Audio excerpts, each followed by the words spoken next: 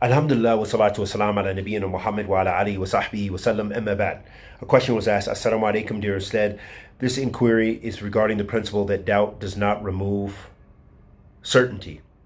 After making wudu, I became unsure of whether or not I heard a small noise coming from my backside, akramakumullah, back passage. I chose to apply the principle that doubt doesn't remove certainty and not to repeat my wudu. After praying, the thought kept annoying me, and I began to entertain the thoughts that my salawat may not have been valid. I thought of the hadith stating if one is unsure he felt something, he should continue until he heard or smell something. I would thus like to ask you, what if it's the opposite, where one is unsure whether or not he heard or smelled something?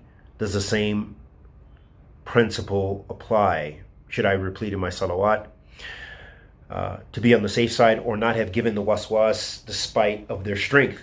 I kept telling myself, maybe you're looking for an excuse because you are lazy to repeat the salawat you made. Maybe you're being careless. Jazakallah khairan wa iyyakum.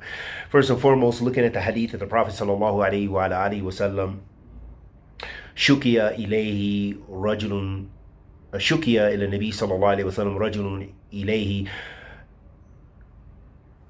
يخيل إليه أنه يجد شيء في الصلاة قال لا تنصرف حتى يسمع صوت أو يجد ريحا. The Prophet alayhi salatu wasalam, a man came to the Prophet alayhi salatu wasalam, and he was complaining about whether, basically similar to this, whether his salat was valid. That he found that he had something in salat, that he passed gas in salat. So he had a doubt about that.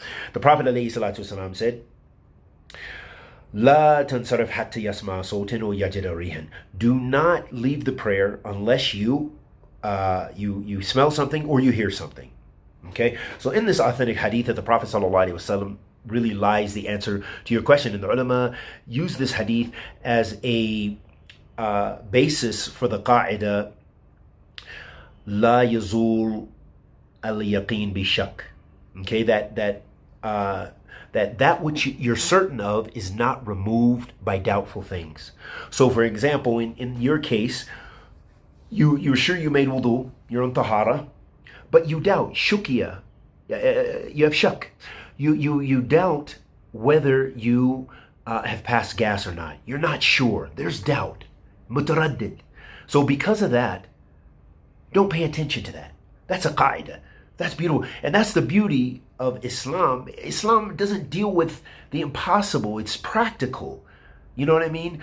If for some reason you practice this qaida, and let's just say that something did come out, you're not going to be responsible with Allah subhanahu wa ta'ala, because you did everything possible to practice.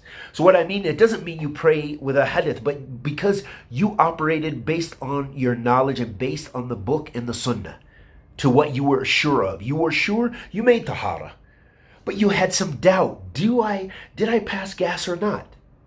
So you're not held responsible. That's waswas. So that means we go back, because we have to practice. We have to practice and try to worship Allah subhanahu wa ta'ala. So you practiced. Intahina. Then you're not accountable after that. So meaning that doubt does not remove that certainty. Likewise, yes, the opposite is, in any other mas'ala. This is a qaida, this is a general principle. You would apply it to your salat, to your tawaf, to your whatever, to your acts of ibadah, that you can apply this. So I guess what you mean by the opposite is, what if the opposite, where one is unsure whether or not he heard or smelled something, does this apply? So I'm not exactly sure what you're saying, but the bottom line is, if you're sure you broke your wudu, then you have doubt. Well, did I really break my wudu? Because I wasn't sure. But you remember that you passed gas at some point. Okay, so you're sure of that, but you have doubt. Did I make tahara after that or not? So now you have doubt about your tahara. So make tahara, because you're sure you broke your wudu. You understand? Bi'idhnillah ta'ala, I hope that's clear. We ask Allah the Almighty to accept our good and forgive our evil. Sallallahu alaihi wa sallam ala nabiyyina Muhammad.